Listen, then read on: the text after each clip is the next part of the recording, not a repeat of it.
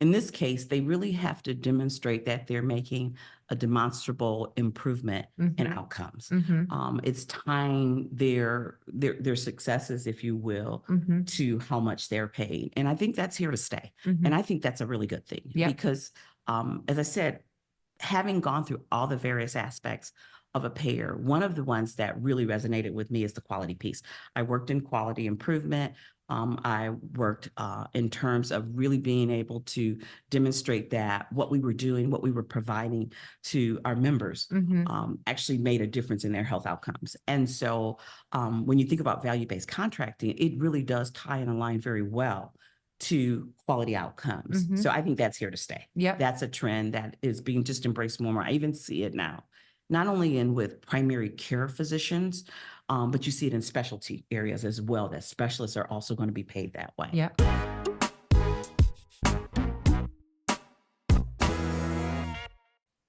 This is Inspiring Women, and we are at the WBL Annual Summit, and I am here today talking with Karen Walker Johnson, and we are going to be spending a little bit of time talking about this idea of retirement because Karen says she's retired. There is literally nothing that suggests that she is. She is 35 years in healthcare as a senior executive. She's been an executive of payers, and she has been and is a board director, a chair of a board, many different boards, and now additionally is back in the CEO saddle. So Karen, thank you for being on Inspiring Women. Thank you so much for having me. All right. Well, let's why don't we start with sort of like a little bit of the bio sketch. So how does a nurse turn lawyer, turn into payer executive, turn into board director, and all the things you do back in the CEO seat? So tell us a little bit about that. Well, first of all, I wish I could say that it was intentional, but it really was not. I started my career as a nurse, a pediatric nurse specifically, and decided pretty early on that I thought I wanted to go to law school. And so I completed my program in nursing and went to law school. And I think what happens often when you're really young, you think you know what you want to do for the rest of your life. And I quickly realized that practicing law wasn't what I wanted to do, but I really enjoyed healthcare. And so with my background, I kind of fell into managed care, into risk management because I had the nursing and the law degree. And that's really how I ended up in working for a managed care company. Over the course of my career, what did become intentional for me is I knew that I wanted to, quote unquote, run a health plan. I really enjoyed working for them. I loved all the variations and the different aspects of a health plan. And so with that, I took upon myself to work in every aspect of a health plan that you can, including sales and marketing and underwriting, just things that really weren't comfortable for me, but I thought they were really important if I was going to have overall responsibility as a general manager. And that's sort of what happened. And so I often took lateral moves just so I could get that wide breadth of experience, and ultimately ended up having the privilege, quite honestly, of leading a health plan. Okay, so Karen, I want to double click on a couple of things there. So you are a nurse, and then you went and you got your law degree, and I know that your parents are very important to you. So how happy were they with you when you said, "Okay, forget this degree, I'm now going to go do something else"? Was that a welcome move, and or was that? I will say that probably my dad most specifically, because he was someone who retired from a place he had been for 40 years. He was a civil servant, and, he retired with a pension, et cetera. And every time I made a move to somewhere else, he kept saying, "How are you going to have a pension?" What are you thinking? So as much as I think he was definitely inspired, if you will, by the different things that I did, it made him a little uncomfortable. What's really interesting, though, is my father now, he's 88 years old, and he is my biggest cheerleader. And he often says to me, "You know what, honey, I'm so glad that you were willing to take risk, that you were willing to do things differently, because I couldn't be more proud of the impact that you've made." Because I have been very intentional about the type of work I've done, though. And that's been primarily with vulnerable populations, underserved, et cetera. And that was something that was really important to me. And so my dad, I think he likes that. Well, also, let's just, stated, I mean, staying very specifically that you wanted to run a health plan, you wanted Yes. the top job at a health plan. There aren't a lot of people, Black women leaders like Mhm. you, who were doing that. So when you stated that out loud, I mean, how did people react to that? I mean, that is so unusual. Mhm. And when you say that you are intentional, I mean, that is incredibly intentional. Well, I have to say that I had some really, really good mentors. Mm-hmm. And there's a gentleman that just keeps popping up to mind, a white gentleman who really took me under his wing. And I shared with him, he had that job himself Mm-hmm. in a health plan. And I shared with him that I wanted to one day do that. Mm-hmm. And he helped me quite a bit. He helped me, he gave me really good constructive feedback. Mm-hmm. He allowed me to participate in many leadership development programs. Mm-hmm.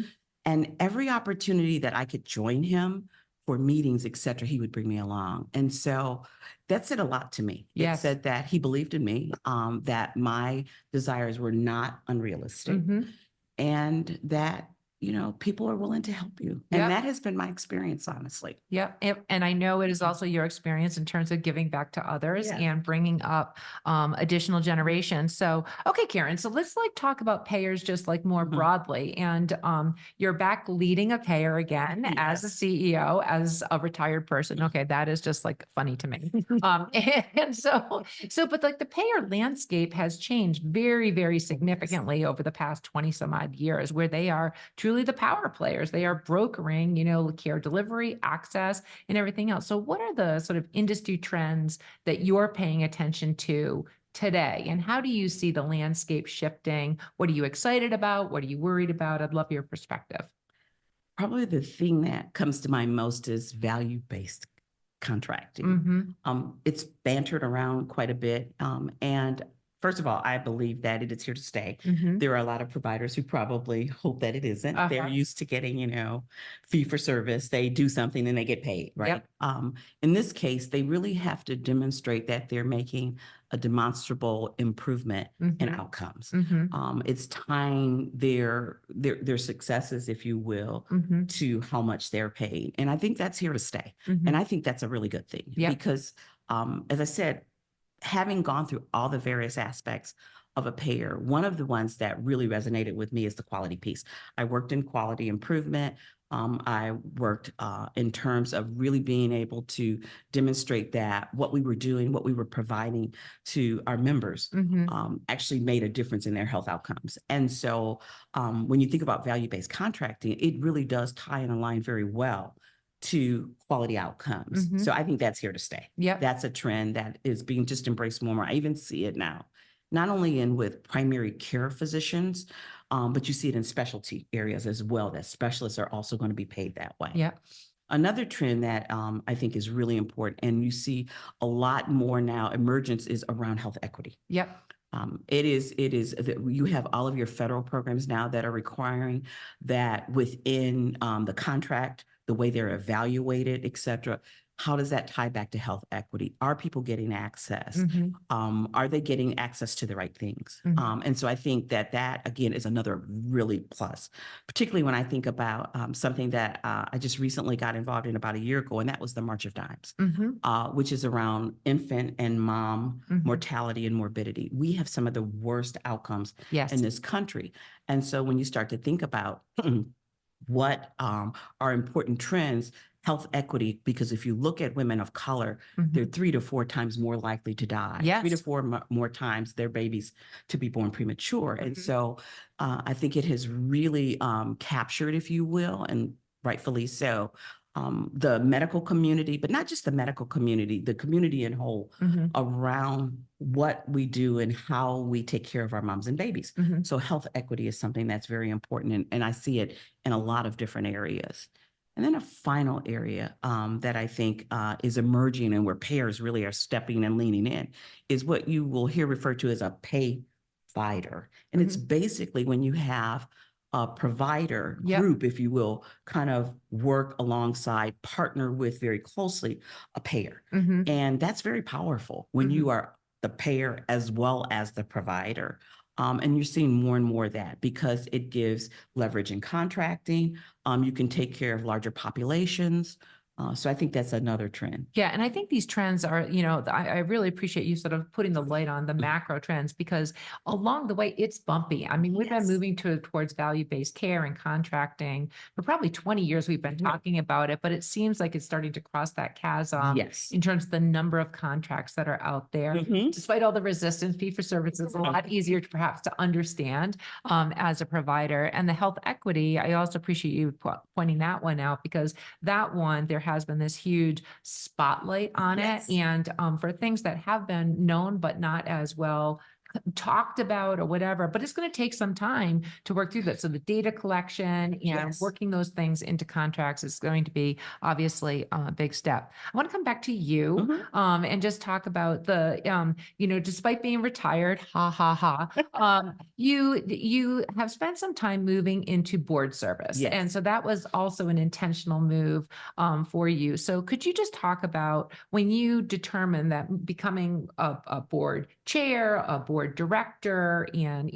advisor to like Google Ventures, all the things that you do, how did you go about preparing for that? How did you go about making that happen for yourself? Well, this is one where I wish, again, I could say that this was something I had in the back of my mind years and years ago. It was not. In fact, what was really the precipitating factor for me was what happened with George Floyd. I was always involved in not-for-profit boards. That was just something that was really important to me, to give back, to be able to to contribute to my community.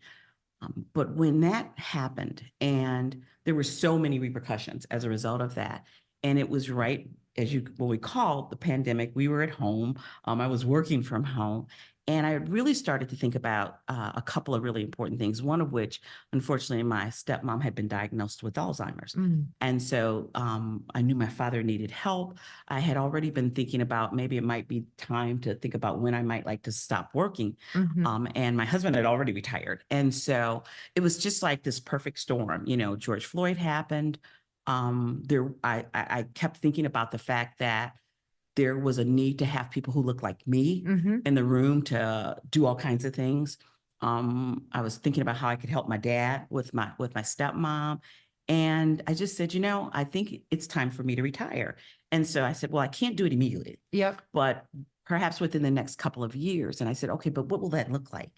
Particularly because I like to be stimulated intellectually, quite honestly. I thought, I can't imagine myself just being quote unquote retired doing nothing. And so what will I do? And it just seemed to me it was natural that, given that I had experience, in governance, in terms of in the not-for-profit side, as well as the fact that, I was seeing everything that was a fallout, if you will, of what had occurred with George Floyd. I said, I think I want to see how I could be more impactful. And I think I can do that by board participation.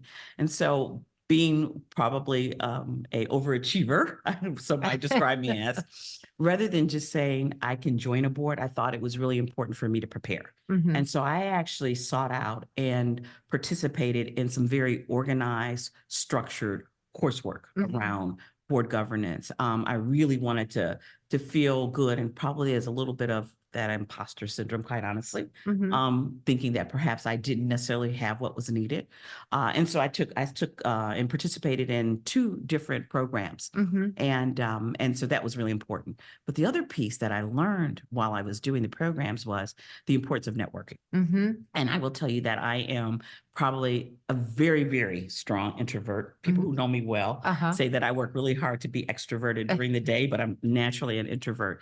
And so networking really scares the bejeebies out of me, quite honestly. The last thing I want to do is walk into a room with people I don't know and introduce myself. But I realized that that was important in terms of if I really wanted to serve. And so I started to really kind of cultivate my network. And I reached out to some mentors that I have to help me as to how to do that well, because it wasn't something that was natural. So the combination of, taking the courses as well as intentional networking were kind of what led me along that path. Well, I tell you what, the thing that is so inspiring about everything that you just said is that you take the crisis of George Floyd in terms of the national impact, and the choice that you made was to step further into leadership. That was your action. Mhm. And I just think that is so incredibly powerful. So the idea that you prepared and you did the hard things in terms of being an extrovert, but the important thing is you moved into the next level of leadership as a way to deal with that horrific time and occurrence, and putting a spotlight on something that is now known by many, that was Yes. always there. So that's just awesome. That is just really, really awesome. We're here at the WBL Summit, and when I talk to powerful women like yourself, one of the things that I often hear is that networking is still important, and building sort of like other colleagues, lifelong learning. Mhm. Those are the types of things that are important to them. So, Karen, in terms of WBL, Mhm. and we're here at this summit, what is important to you about WBL, and why are you here? Well, I joined WBL about 3 years ago, and it was at the invitation, if you will, of Marianne Mason, who most everyone knows Marianne, Yeah. the ultimate connector. And I met with Marianne through a mutual friend who introduced us. And when she told me about the organization, I didn't quite honestly know that it existed. Mm-hmm. Unfortunately, I didn't. And she said, you really should consider it. And I joined. And the first thing that struck me was the Mm-hmm. warmth of the members. Mm-hmm. But equally as important to me was I had never had the opportunity to participate in an organization that was really focused on female healthcare executives. Mm-hmm. I had been a part of programs, but nothing where it was all women who were there to support each other, who all had made significant impacts in their own right. Yeah. And so it was, literally like your show, Yeah. it was very inspiring. Yeah. And so as soon as I could, and it was kind of during still the pandemic, so I participated virtually. Yeah. The first time I had an opportunity to go to something in person, I did. And what brings me here, this is my first attendance at Oh, a wow. summit. That's I wasn't amazing. able to come last year. I had a conflict, but I was really looking forward to it for a number of reasons, because I'd been to a couple of other events and knew, again, just kind of the warmth. But I'm so impressed by the caliber of Mhm. women that are in the organization. But all of that aside, it is really about how willing and genuine women are about helping each other here. Mhm. And so I thought, well, I now I have to call myself rewired as opposed to retired. My family told me I couldn't call myself retired anymore. So as a rewired female executive, I think it's really important for me to give back. And one of the things that I've enjoyed is that people are so willing to ask you Mhm. for assistance. Mhm. And so I think people kind of comb, the Yeah. directory. They see perhaps what you are aligned with or what some of your experiences have been, and then think about, reaching out. And there's no hesitation to do that. And I am so happy to be able to reciprocate, because people have done that for me. Mary Ann did that Yep. for me, introduced me to people when I came to my first event. Yeah. Continues to do so. Yeah. And so I was excited about coming to this. As a first time attendee, I was assigned a navigator, Yeah. which was really awesome. And I was really, everyone says I got the star. Jeanette Rivette and Janine, excuse me, Rivette. And so I am just already, yesterday I had a ball. Yep. And I'm looking forward to the really good sessions too. Yeah. The people who will be speaking, the panels. Yeah. So everything about it is awesome. Well, it's inspiring to meet you and to have you as a fellow member and somebody that I can look to.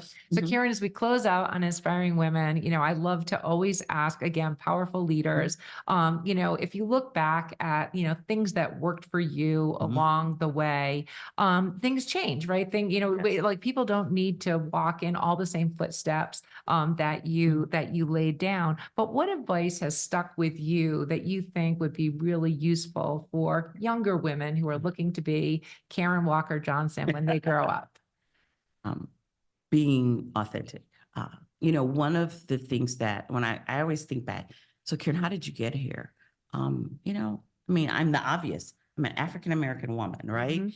And often almost all the time. I was the only person in the room for a lot of things. And though it was uncomfortable, I always was Karen. That was really important to me. I thought that people just needed to know me and to be my authentic self. So I think that's really important. Another thing is to be patient. I think sometimes, particularly younger people, they've grown up in this world of everything is instantaneous. Yeah. But you have to have some patience to get to where you ultimately want to go. And I definitely had a lot of patience when I think back now. And I think that's really important. A final thing I would say is it's about being willing to take some risk, not unreasonable risk, but to take risk. By that, I mean, take a role on that's may not necessarily be something that you would have thought you could do. I did a lot of lateral moves in my career just so I could get a different set of experiences and competencies. I think that's really important to do as a leader, particularly as a female leader, because you bring so much more, if you will, to the party by having that broad set of experiences. So I think being willing to take some risk and to be patient and to be their authentic self. Well, that is just fantastic advice, and I really appreciate it. I've been talking to Karen Walker Johnson, the rewired Karen Walker Johnson on Inspiring Women. Thank you so much, Karen. Thank you. This has been an episode of Inspiring Women with Laurie McGraw. Please subscribe, rate, and review. We are produced by Kate Cruz at Executive Podcast Solutions. More episodes can be found on inspiringwomen.show. I am Laurie McGraw, and thank you for listening.